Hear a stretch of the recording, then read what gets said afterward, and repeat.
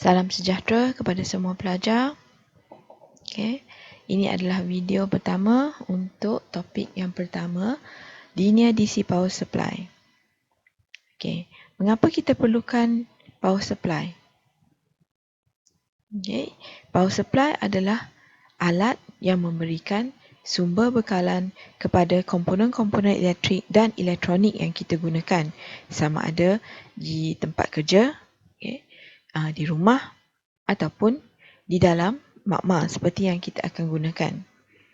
Jadi linear DC power supply kita menghasilkan sumber bekalan dalam bentuk DC dan dalam bentuk linear. Kepentingan satu DC power supply adalah kerana kebanyakan peralatan atau komponen elektronik memerlukan bekalan kuasa untuk berfungsi dan bekalan kuasa yang digunakan adalah dalam bentuk DC.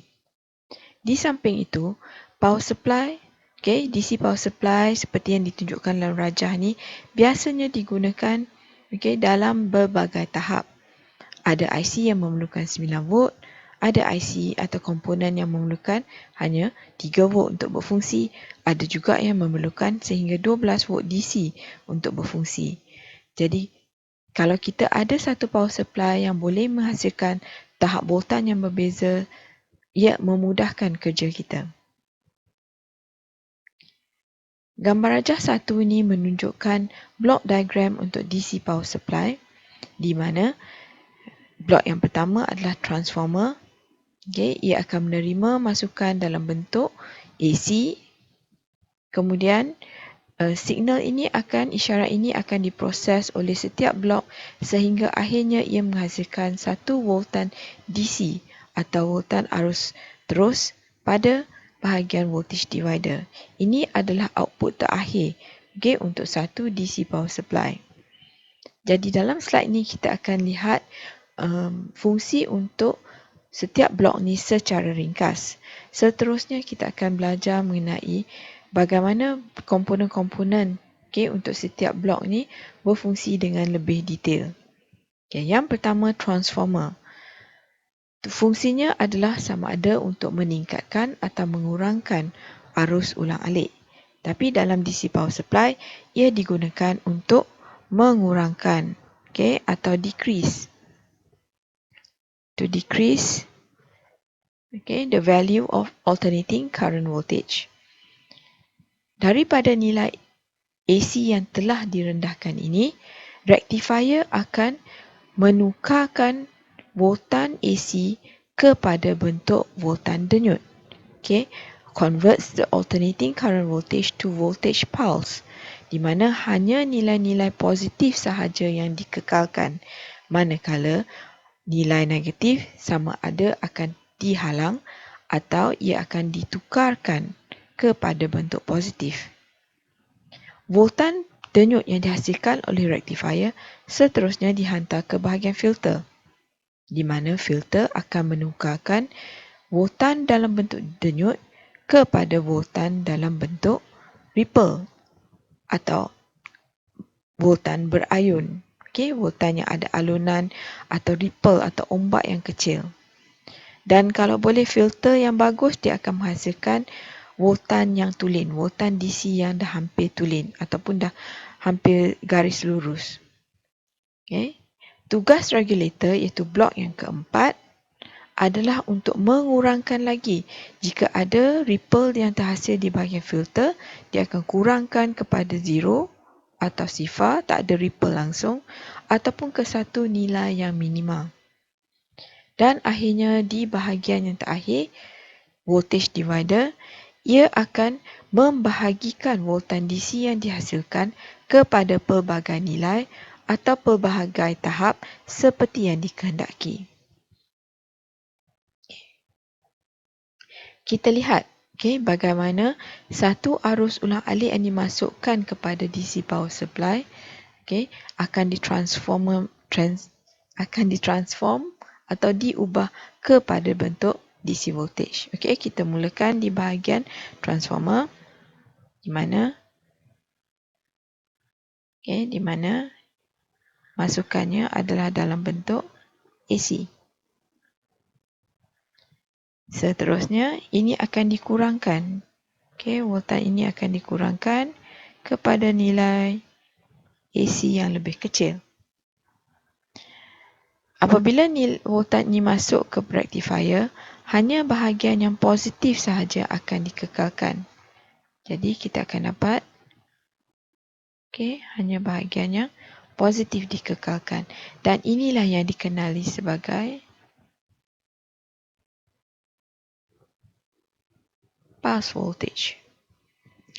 Pulse voltage ini seterusnya dihantar ke bahagian filter, di mana filter akan mengurangkan voltan atau isyarat dalam bentuk pulse ni kepada bentuk ripple ataupun bentuk yang ada alunan sahaja.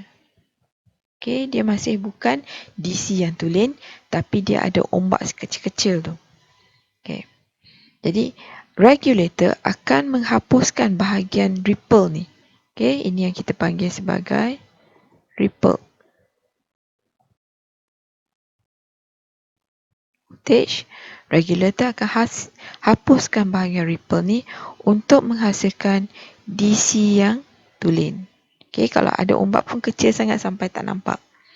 Dan akhirnya voltage divider pula dia akan bahagikan nilai-nilai ini kepada pelbagai tahap seperti yang dikehendaki. Kita boleh ada 3 volt, 5 volt, 9 volt, 12 volt. Kita lihat dulu bahagian yang pertama, iaitu transformer. Fungsi transformer adalah untuk meningkatkan atau mengurangkan nilai voltan arus ulang-alik. Seperti yang telah saya maklumkan tadi, untuk power supply biasanya ia digunakan untuk mengurangkan voltan arus ulang-alik.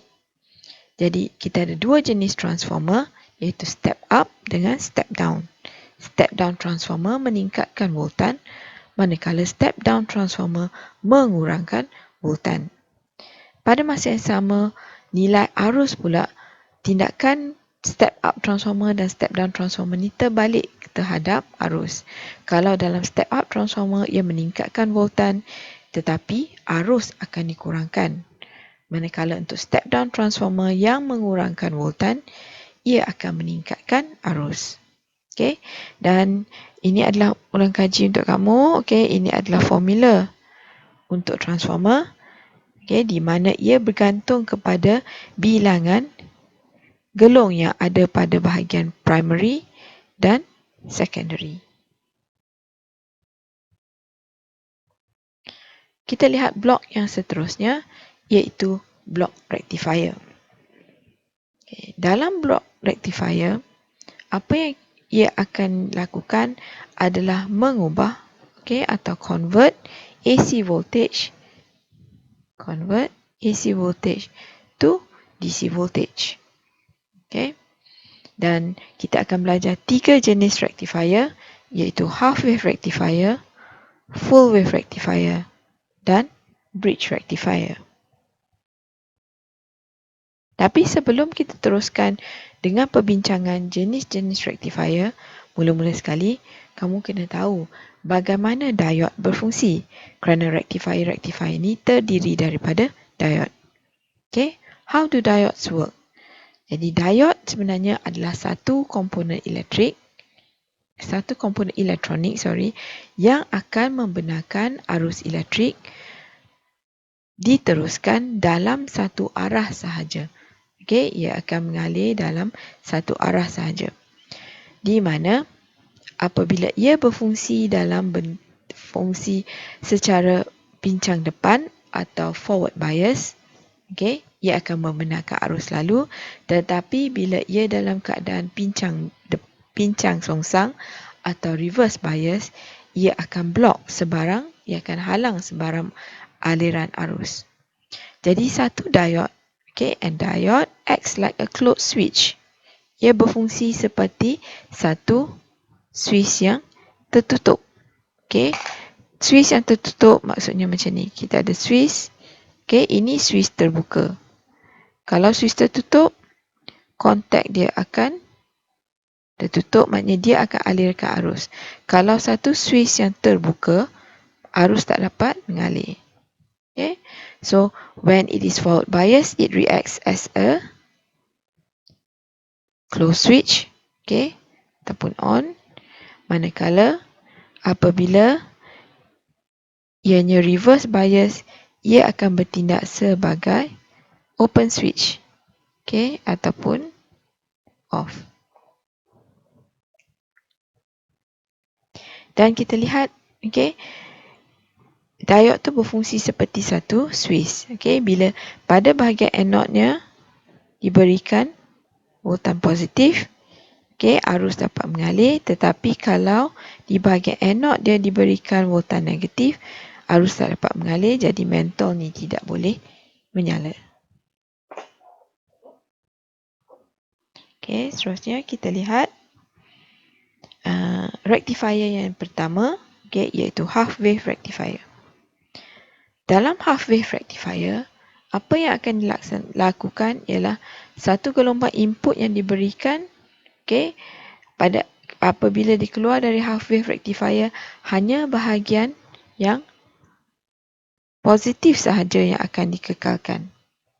Manakala bahagian negatif, okay, bahagian negatif di sini, bahagian negatif ni, okay, nampak ia telah dihalang ataupun kita kata ianya telah block.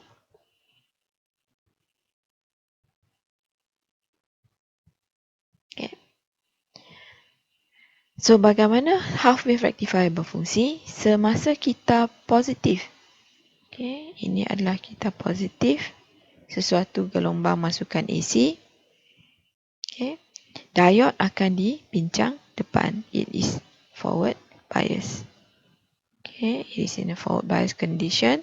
Jadi bila forward bias, arus boleh mengalir terus, okay, dan jatuh. Dia akan lengkapkan macam ni. Okay. Jadi dengan itu ia membenarkan arus positif untuk lalu. Okay, untuk membenarkan bahagian arus kita positif lalu. Tapi semasa kita negatif, during the negative cycle of an input signal, diod adalah berada dalam keadaan pincang songsang. Okay, di sini akan jadi negatif. Sini akan jadi negatif. Okay, manakala ini adalah positif. Jadi ianya berada dalam keadaan pincang songsang atau reverse bias. Jadi D akan bertindak seperti Swiss terbuka. Okay, Swiss yang terbuka, maka arus tak dapat mengalir melaluinya. Okay, arus tak dapat mengalir sampai kat sini tersekat. Jadi tiada sebarang voltan tiada sebarang aliran arus lalu. So bahagian kita negatif ni, dia seolah-olah terhalang, block. Dan voltan outputnya, okay, the output voltage for a half wave rectifier circuit is produced only during the positive cycle of the current. Since the current passes through the diode and diode voltage drop is 0.7, the output voltage is V out equivalent to Vm atau V masukan minus 0.7. Kerana, okay, bila arus melalui satu diode, okay, dalam kita positif, ia akan jatuh dekat diode ni 0.7. Okay, 0.7 volt kalau diode tu adalah jenis silikon. Okay, maka untuk voltan output sama dengan voltan masukan tolak 0.7. Jadi kalau voltan masukan kita adalah 12 volt, maka V out 12 volt tolak 0.7 sama dengan 11.3 volt. Okay. Manakala untuk frekuensi voltan isyarat keluaran adalah sama dengan isyarat masukan. Okay, walaupun hanya separuh kita positif sahaja yang dibenarkan lalu. Okay, ini adalah kerana kalau kita lihat, okay, ini adalah gelombang masukan dalam bentuk sinusoidal, manakala untuk gelombang keluaran Okey, walaupun separuh. Okey, ini adalah output. Ini adalah input. Okey. So kita lihat, kalau kita nak tengok satu kita ambil dari titik sesuatu isyarat bermula sehinggalah ia mula untuk berulang. Ini adalah tempohnya. Sama juga untuk keluaran. Dari sini, okey, jangan anggap bahawa ia akan berulang di sini. Sebab walaupun sini tak ada isyarat, tetapi selepas masa tu baru dia akan ulang semula. Dia mestilah bentuk yang sama. Maka kalau kita lihat, tempoh dia sama juga. Okey, ni T2. T1 sama T2. Maka frekuensi 1 akan sama dengan frekuensi 2. Okey? Dan jangan lupa bahawa formula untuk frekuensi ialah 1/T.